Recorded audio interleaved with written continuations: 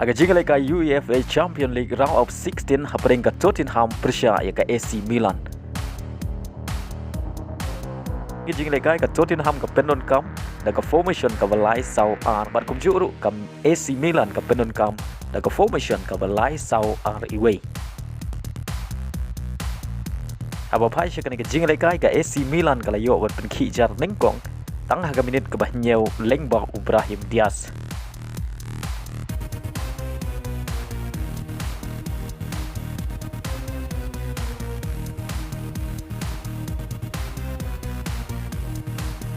But dailing bagay na sigol long ya ka AC Milan bakan tam haka kila step wala da ki player jo ka Tottenham kila persyang ban sukuliang Henry ki klemla hadu bukut ka kila step aba phai pat sya ka kila min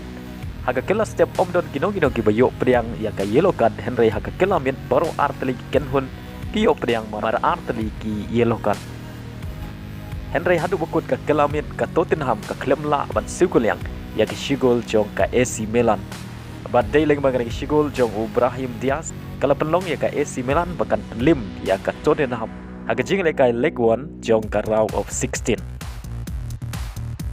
haga waipat ka jingle ka bakam syong shit ka Paris Saint-Germain Persha ya ka Bayarn Munich kada ka sin bakhat ar bagini ki arteli ki kenhun kini kan du haga jingle ka Champions League but kani kada ka home game jong ka PSG. Haga nang jingle ka PSG ka penon kam da ka formation ka ba sau ar at ba ka Bayarn Munich ka penon kam da ka formation ka balai sau ar iwe. Aba pai sya kani ka jingle ka haga minit ka ba ar penriu u Benjamin Pawat ulay priang ya ka yellow card. Hadin baula kumpen kelon ya u Neymar. Haga kila step baro ar teli kenhun kila persyang ban kijar Henry omdon kino ki bala ban kijar.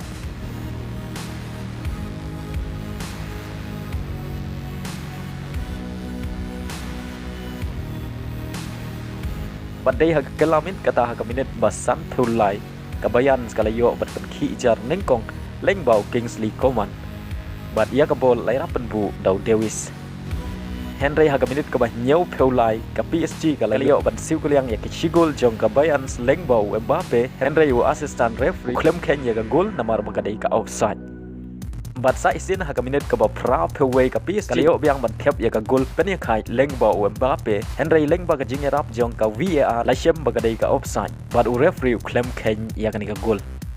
bat shwa ban kot ka jingle kai kata hak minit ka ba khandai pheu plus r u Benjamin Pawat ulayo priang ya ka red kan hadin bol yo priang ya arteli ki yellow kan namar bol kumpen kelon ya Messi adu bukut ka jingle kai ka bayan kalala ban Pynliem dai way lanot haka League 1 jong ka round of 16 Persha ya Messi Neymar dan Mbappe.